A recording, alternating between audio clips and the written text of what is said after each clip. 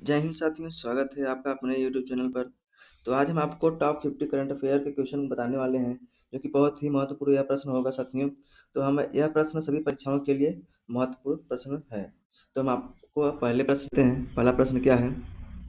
प्राचीन भारत में निष्क नाम से क्या जाने जाते हैं? प्राचीन भारत में निष्क नाम से क्या जाना जाता है? तो आपका राइट आंसर हो जाएगा इसमें स्वर्ण आभूषण। स्वर्ण आभूषण या सोने का सिक्का भी प्राचीन प्राचीन भारत में निष्क के नाम से जाना जाता है। नेक्स्ट प्रश्न है, आदि काव्य की संज्ञा किसे दी जाती है? आदि काव्य की संज्ञा किसे दी जाती है? तो आपका राइट आंसर हो जाएगा इसमें वाल्मीकि द्वारा रचित रामायण। वाल्मीकि द्वारा रचित रामायण आदि काव्य की संज्ञा को प्रदान की जाती है। आदि काव्य किसे कहा जाता है?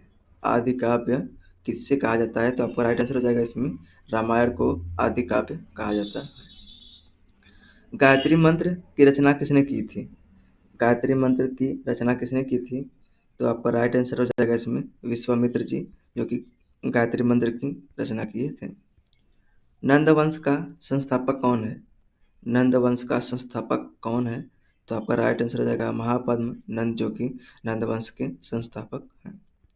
नंद वंश का अंतिम संस्थापक कौन था? नंद वंश का अंतिम संस्थापक कौन थे? तो आपका राइट आंसर हो जाएगा इसमें धनानंद, जो कि नंद वंश के अंतिम संस्थापक थे। सिकंदर ने भारत पर आक्रमण कब किया था? सिकंदर ने भारत पर आक्रमण कब किया था? तो आपका राइट आंसर हो जाएगा 326 ईसा पूर्व में सिकंदर ने भारत पर आक्रमण किया था। अगला प्रश्न है, त्रिपिटक धर्म है। त्रिपिटक धर्म धर्म है क्या है? तो किससे संबंधित है? तो आपका राइट आंसर है बौद्ध धर्म है, जो कि त्रिपिटक धर्म से संबंधित है। बौद्ध धर्म का एक महत्वपूर्ण ग्रंथ है, जो कि त्रिपिटक धर्म ग्रंथ है। प्राचीनतम विश्वविद्यालय कौन सा था? प्राचीनतम विश्वविद्यालय कौन सा था? तो आपका राइट आंसर हो जाएगा नालंदा विश्वविद्यालय, जो कि प्राचीनतम विश्वविद्यालय है। भारतीय संगीत का आदि ग्रंथ किसे कहा जाता है? भारतीय संगीत का आदि ग्रंथ किसे कहा जाता है? तो आपका राइट आंसर हो जाएगा सामवेद को आदि ग्रंथ के नाम से भी जाना जाता है। ऋग्वैदिक आर्यों का मुख्य व्यवसाय क्या था? ऋग्वैदिक आर्यों का मुख्य व्यवसाय पशुपालन करना था। ऋग्वैदिक आर्यों का प्रमुख व्यवसाय क्या था? पशुपालन। वेदों की संख्या कितनी है? वेदों की संख्या कितनी है? तो आपका राइट आंसर हो जाएगा इसमें 4 संख्या, जो कि आपकी वैदिक संख्या कितनी है? 4 वैदिक की संख्या है। वैदिक गणित का सूत्र महत्वपूर्ण अंग है। वैदिक गणित का महत्वपूर्ण अंग क्या है? तो आपका राइट आंसर हो जाएगा शुल्ब सूत्र, जो कि वैदिक गणित का महत्वपूर्ण अंग है। प्रथम विधि निर्माता कौन है? प्रथम विधि निर्माता मनु है।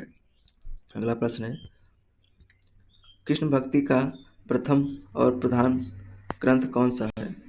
कृष्ण भक्ति का प्रथम और प्रधान ग्रंथ कौन सा है? तो आपका राइट आंसर होगा श्री भागवत गीता। श्री भागवत गीता, जो कि कृष्ण भक्ति का प्रथम और प्रधान ग्रंथ है। ऋग्वेद में संपत्ति का प्रमुख रूप क्या है? ऋग्वेद में संपत्ति का प्रमुख रूप क्या है? तो आपका राइट आंसर हो जाएगा गोधन। राइट आंसर क्या होगा आपका? गोधन।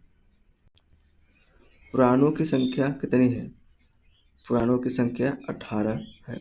राइट आंसर आपका क्या होगा? 18। पुराणों की संख्या कितनी है? 18। यह आपका महत्वपूर्ण प्रश्न है। सूत्र किस विषय से संबंधित पुस्तक है?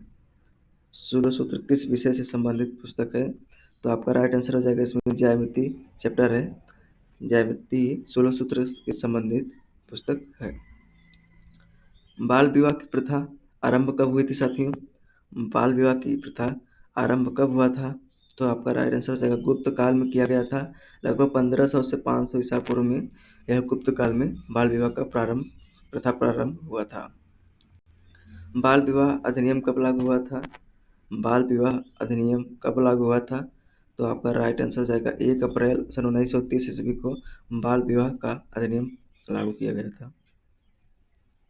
गुप्त राजवंश किस लिए प्रसिद्ध है? गुप्त राजवंश किस लिए प्रसिद्ध है? तो आपका राइट आंसर हो जाएगा कला एवं वास्तुकला के लिए प्रसिद्ध है। मुजरिस किस राज्य का प्रमुख बंदरगाह था? मुजरिस किस राज्य का प्रमुख बंदरगाह था साथियों? तो आपका इसमें राइट आंसर हो जाएगा केरल।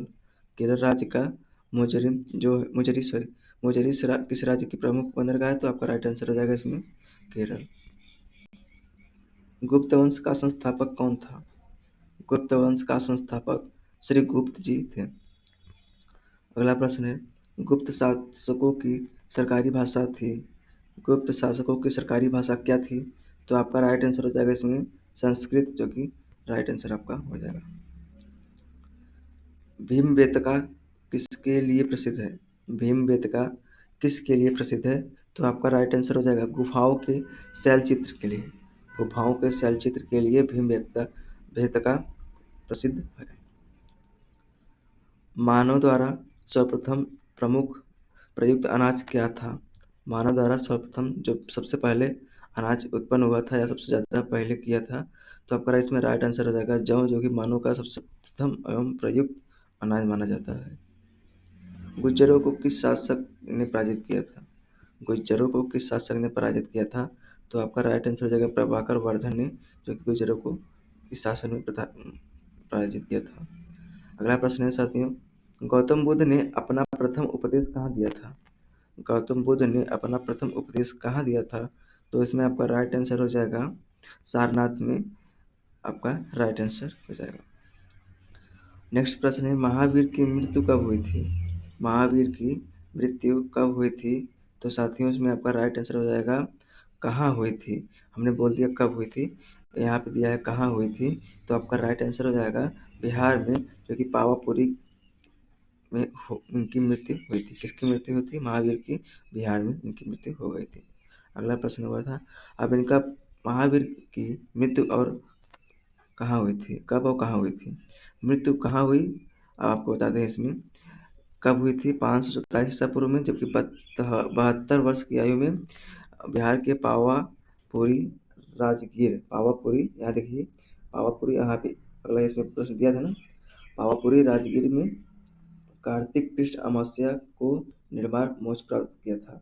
तो आपका राइट आंसर इसमें क्या होगा? इन्होंने महावीर की 527 ईसा पूर्व में इनकी मृत्यु हुई थी, और कहाँ हुई थी? बिहार के पावापुरी राजगीर में। और कितने वर्ष के थे उस समय? 72 वर्ष के थे। तो साथियों, कैसा लगा यह वीडियो? अगर अच्छा लगा हो तो प्लीज़ एक लाइक और कमेंट में, अगर आपको पहले से प्रश्न का आंसर पता है तो आप कमेंट में आंसर इसका ज़रूर दें।